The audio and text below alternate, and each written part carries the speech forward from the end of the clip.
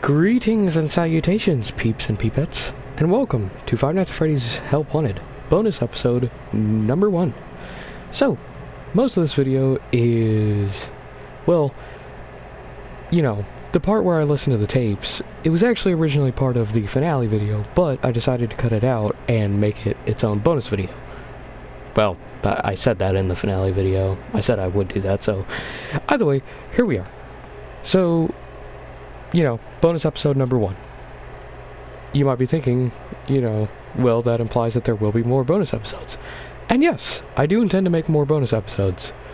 One for getting all the coins, the tokens, whatever you want to call them, and another for getting all the, action figures, plushes, toys, yada yada, all the prize counter stuff.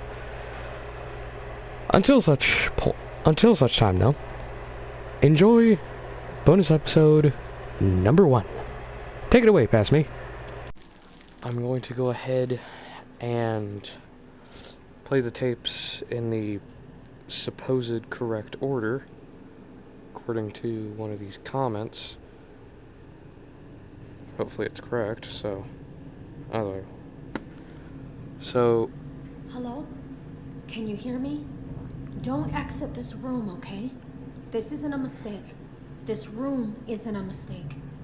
I had to hide these logs away from the core gameplay files, in a place that only a beta tester would look, and in a place where the files could be protected. I just really, really hope that the next development team finds this before the game is released to the public.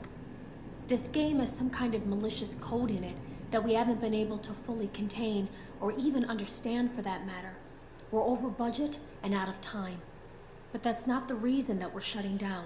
Listen, I have to keep this short, so the file size will be small enough to fly under the radar. There are more. They may not be in order. So now...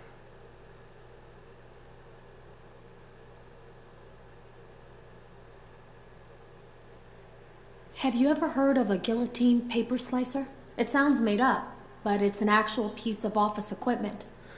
I didn't even know we had one in the supply room. I guess they're more common at businesses that do a lot of graphic design work. I remember seeing one when I was still in school, and even then, I knew how dangerous it looked. I was always afraid of losing a finger. That seems so silly now. Jeremy used to do design work. I guess that's how he knew it was there. So now we gotta grab tape 6. I came in early that morning. No one else was there. At least that's what I thought. The supply room was lit. I didn't even notice Jeremy standing in the testing room as I walked past. The supply room was so bright, glowing from all the way down the hall. There was something that looked like a Halloween mask laying on the floor. I didn't understand. Ink must have spilled. It was only then that I heard a shuffle from the testing room and realized Jeremy must be there. I went back and peered in the window. I couldn't see his face. He had the visor covering his head. He had ink spilled on himself as well. The front of his shirt looked black in the dark room. He turned his head in my direction, but I don't think he knew I was there. Really? The drawers have been emptied out. Someone was here. I don't think it was spring cleaning either. No. There was plastic on the floor. Someone was definitely here during the night. It had to have been the client. I mean, they sent us that stuff in the first place with no explanation, told us to scan it, said it would expedite the process so we wouldn't need to program any pathfinding ourselves. It was a budget thing, I guess. It was just junk. Circuit boards and things like that. Looked pretty old. Somehow, though, there was usable code on some of it. It seemed to take hold by itself. Things started changing. But then, he started appearing. At least that's what Jeremy said. Tape 7. Jeremy complained of nightmares when he came in this morning. He wasn't talking about it like someone telling a friend about his dreams, though. He was pale. Looked like he hadn't eaten in days. He spent an hour talking in Dale's office, but it didn't look like he was given much sympathy. When he came out, he went directly back to the testing room. He doesn't even jump anymore. Nothing scares him. He just stands there like he's talking to someone. Sometimes he rocks from side to side. We were told to leave him alone. I knew I was in line to do the testing next. They'd been prepping me for it. I guess they knew that Jeremy would need to be replaced soon. You can always tell when a company is getting ready to fire someone. They start giving out written warnings for silly things, making sure to build a paper trail and make a case for a firing. Things that normally no one would care about suddenly become grave offenses, all worthy of being written and documented. I guess it works two ways, because it also encourages a person to quit rather than be scrutinized so heavily. I think Jeremy was too far gone to consider that option, though. The thing about it is that I don't think they were going to fire him because of anything he was doing wrong. They just knew he'd seen something. They needed to discredit him.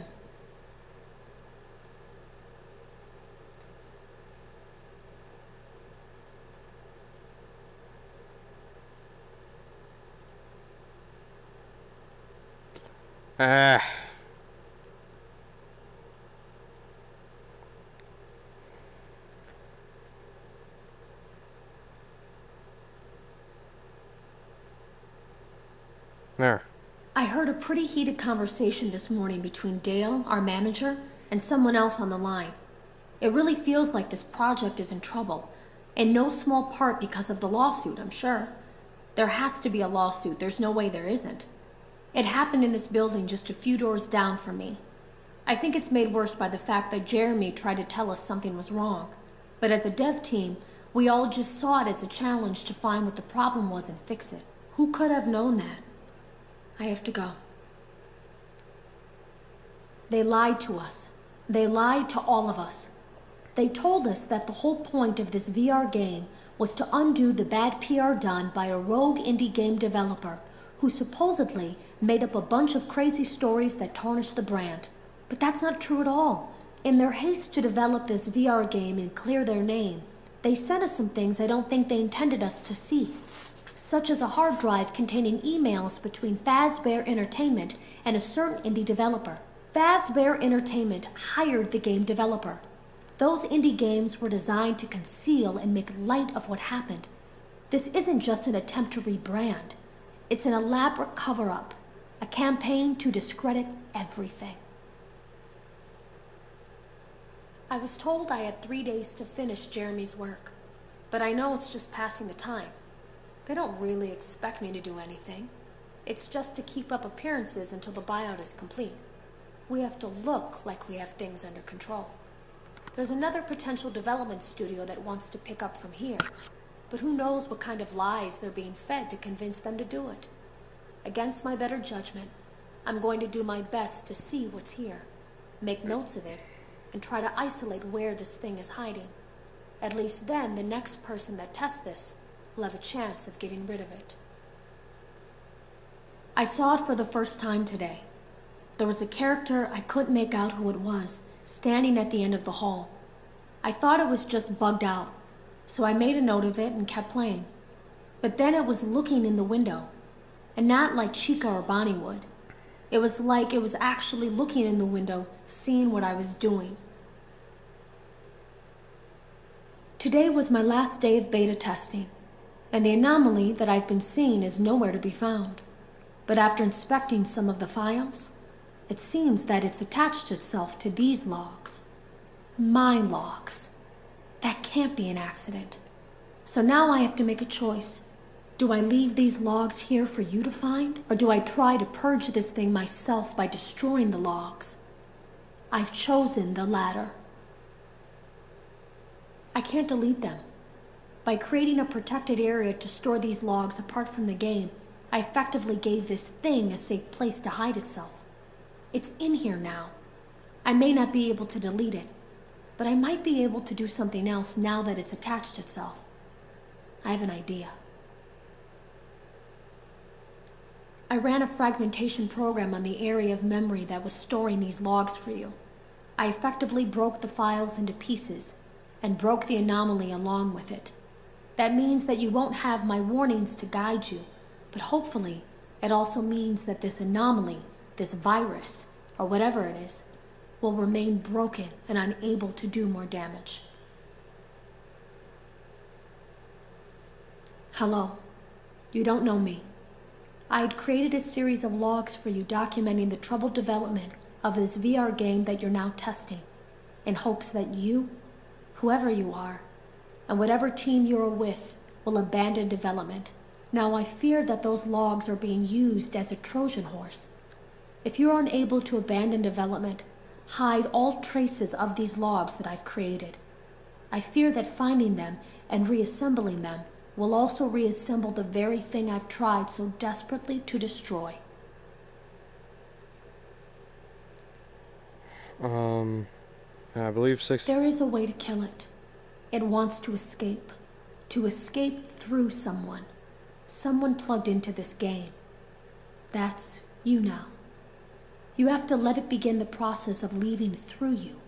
Then use the disconnect switch that I've embedded by the main stage. Let it approach you. Let it begin to merge with you. Play the music and flip the switch. That will cause a hard restart of the game and flush the memory, effectively killing it. I hope. I don't know when it will come for you. And that's it.